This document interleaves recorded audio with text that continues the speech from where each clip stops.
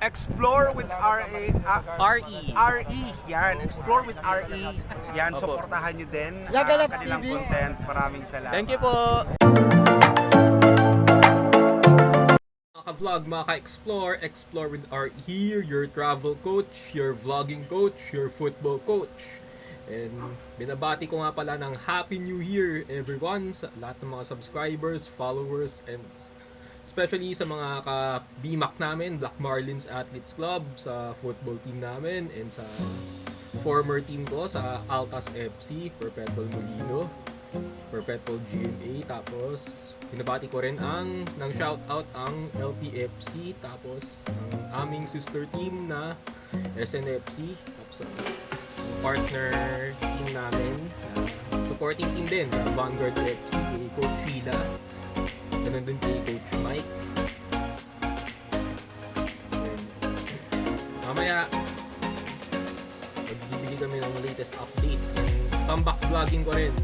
So yan, magtutuloy-tuloy tayo ng vlogging this 2025. So, and ano nga pala, matagal-tagal din ako hindi nakapag-upload eh. And after ng graduation ko nung July, then yung iba pang activities. Start na rin kasi ng full-time work ko sa warehouse dito lang din sa Pinas area.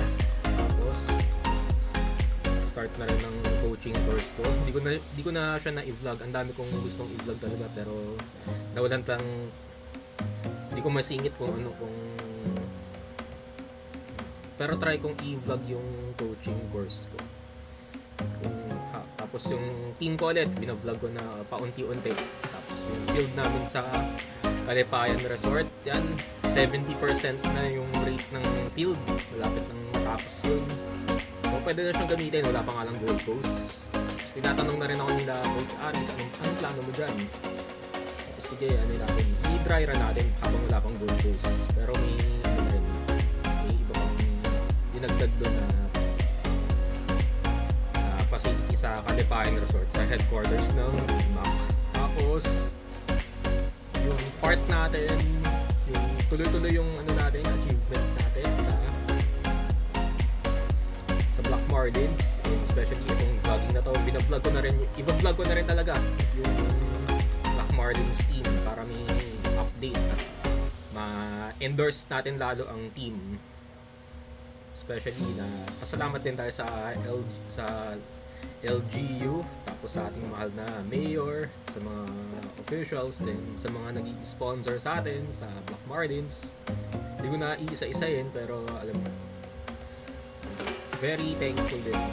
Thankful po kami sa mga sumuport, sa mga parents, sa mga supporters ng Black Marlins. Hindi lang football, kundi sa swimming team, boxing team, taekwondo, triathlon, tapos badminton, especially football. Tapos yung bagong bukas, yung kung chess, table tennis. Ito pa lang yung upcoming na sports na magbubukas ngayon sa Black Marlins. So ang tabayanan nyo, mga ka-explore, mga ka-BMAC. Patiin din natin si Coach Aris, ang ating CEO at President, founder ng Black Marlins ng BMAC. Especially ako, may katungkulan din ako dyan. I'm a co-founder of Black Marlins Football Club, and I'm a founder of management and the head of football team ng Black Marlins. Especially boxing team, ongoing pa rin yung training nila. Sunod-sunod na rin yung mga panalo ng bawat sports ng Black Marlins. So mamaya ipapakita ko yung achievements namin, yung trophies, yung plaka or acrylic award ng Black Marlins na napadalo namin nabubulan ako napanalunan namin sa iba't ibang tournaments, especially sa KAPA. Papatuloy kami dyan, and marami pa kaming projects na kinikilangan, and nga, so free to donate pa rin, and open pa rin po ang tryout ng Black Marlins football team. Hoping this coming 2025 de-declare natin ngayon na maraming mapapanalo ang Black Marlins. Especially pipilitin kong makabalik pa rin sa Manila vlogging. Namimiss ko na rin talaga yung mga ibang vloggers. And hindi ko na sila. So, sige. Ito, kay Miss July, kay Papa Pao. Si kay YouTubero, gumagawa ngayon ng mga document vlogs sa ibang lugar, hindi sa Manila. Yung mga historical sites at mga tourist destinations, yung document siya. Yan, si Ted's TV or si Sir Kuya Nosky. Isa sa mga kaibigan nating vloggers. Ate Mel V. Sino ba? Yan. Ayan, si Jake Vlogs or si Direct Friends. Ang ano pa rin natin, ang pinaka-part pa rin natin yung field partner natin. Ibang team, mga malalapit natin mga kaibigan. This season marami kaming may mga upcoming activities pa kami or mga tentative events sa Black Marlins, especially sa tutulong na rin kami sa mga activities ng LGU or yung mga private sectors na rin na sumusupport sa amin. Tapos may mga parents na sumusupport kasi may mga parents years akong sariling business kaya todo support na rin yung mga parents ko. Sige, papakita ko sa inyo yung achievements na ano namin, nakuha namin sa tournament. Tara, let's! Mamaya iba-montage ko rin yung pagkain namin, yung handa namin ngayon this new year. Sige. So, further ado, let's go mga ka-explore! So, ito yung mga achievements ng Black Marlins. So, unahin ko na yung mga medals. So, muna ito yung mga medals na napanalunan ko ng tournament pa.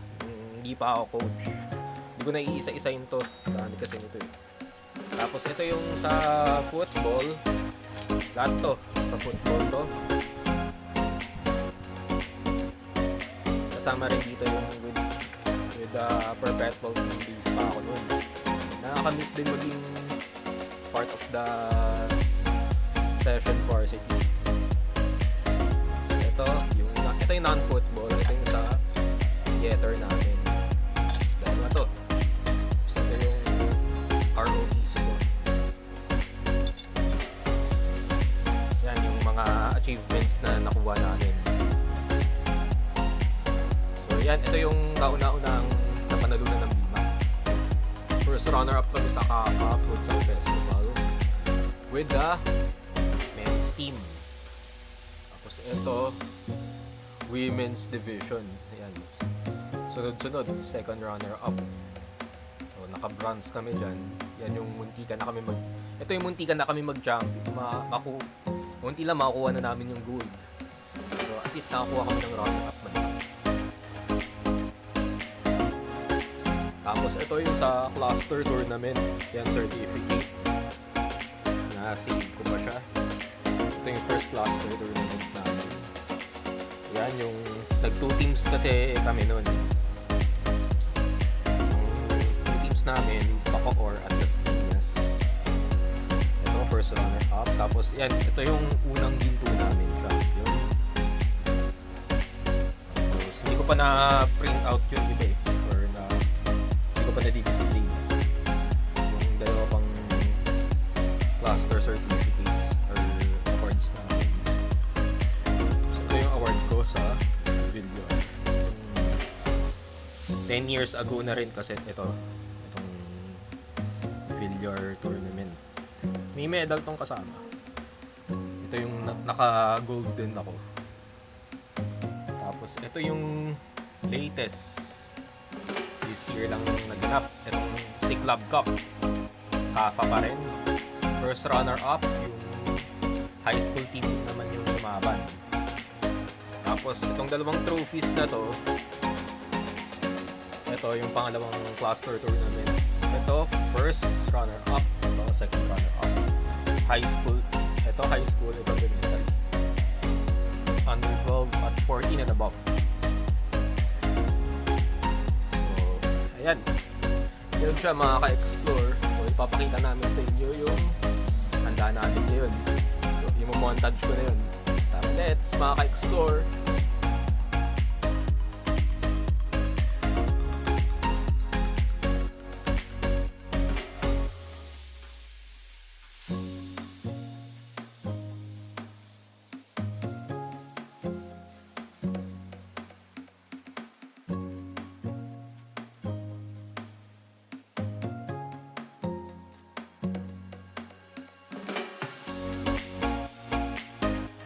Happy New Year!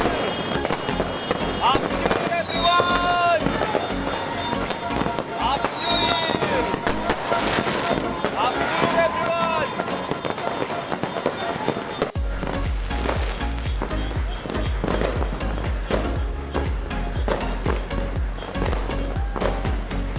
Happy New Year!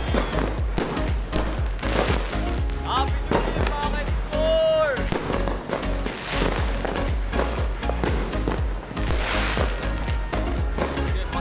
Pakita tayo mga ka-explore ulit. Subukan na. Happy New Year! Happy New Year, everyone! Happy New Year, everyone! Yan, Happy New Year mga ka-explore. So, hindi ko masyadong kunan yung ibang part. Pero, magbabalik vlogging talaga tayo mga ka-explore. Ano yun? Ngayong 2025, abangan nyo ang aming mga football vlogs and